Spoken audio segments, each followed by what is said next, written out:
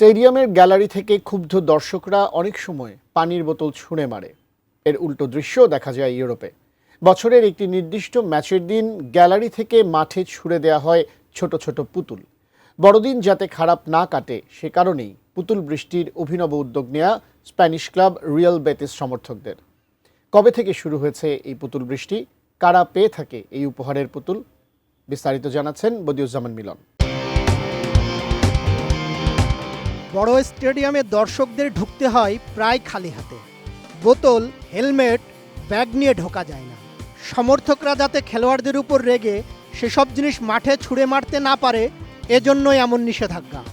কিন্তু এটা থেকে পুরো উল্টো লা লিগার রিয়াল বেতিস ক্লাবের সমর্থকরা। বছরের একটি নির্দিষ্ট ম্যাচের দিনে রিয়াল বেতিস ক্লাবের সমর্থকরা স্টেডিয়ামে ঢোকে সফট টয় নিয়ে। সেগুলো তারা ছুঁড়ে দেয় মাঠের দিকে। পুরো বিষয়টিকে হাসি মুখেই গ্রহণ করে ক্লাব ও স্টেডিয়াম কর্তৃপক্ষ।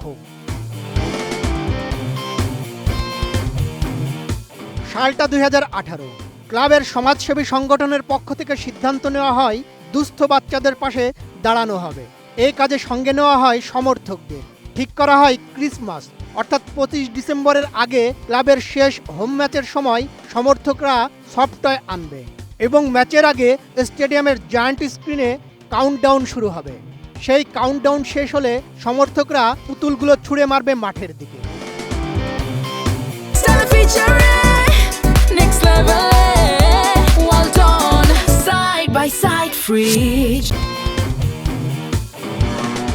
প্রথম কয়েক বছর পুতুলের সংখ্যা কম হলেও সম্প্রতি সেটা বেড়েছে। 2024 সালের ক্রিসমাসের আগে ভায়োকানোর বিপক্ষে ম্যাচের সময় দেখা যায় গ্যালারি থেকে সমর্থকরা সফট টয় ছুটছেন এবং সেটা বৃষ্টির মতো মাঠে গিয়ে পড়ছে। হোম ও অ্যাওয়ে দুই দলের সমর্থকরাই এই উদ্যোগে অংশ নিয়ে থাকে। তবে শর্ত রয়েছে, পুতুলগুলোর এক একটি ওজন হতে হবে 200 গ্রামের কম। কোনো ব্যাটারি লাগানো পুতুল বা খেলনা দেওয়া যাবে না, এতে ব্যাটারি ফেটে যাওয়ার সম্ভাবনা থাকে। বেতিস সমর্থকদের এই উদ্যোগ বিশ্বজুড়ে প্রশংসিত হয়েছে। রিয়াল বেতিসের দেখাদেখি এই উদ্যোগ নিয়েছে ইস্তাম্বুলের ক্লাব বেসিকতাসও। তবে তাদের পুতুল ছোড়ার পেছনের কারণ ছিল ভূমিকম্পে ক্ষতিগ্রস্তদের পাশে দাঁড়ানো। আর রিয়াল বেতিসের সমর্থকরা নিয়ম করে এটা প্রতি বছর করে থাকে। বেতিসের এই আয়োজনের প্রধান উদ্দেশ্য হলো কোনো শিশু যেন বড়দিনের উপহার থেকে বঞ্চিত না হয় সেটা নিশ্চিত করা। প্রতি বছর 15,000-এরও বেশি খেলনা পুতুল সংগ্রহ করা হয়, যা স্টেডিয়াম থেকে দ্রুত সংগ্রহ করে রিয়াল বেতিস ফাউন্ডেশন সুবিধাবঞ্চিতদের মাঝে বিতরণ করে।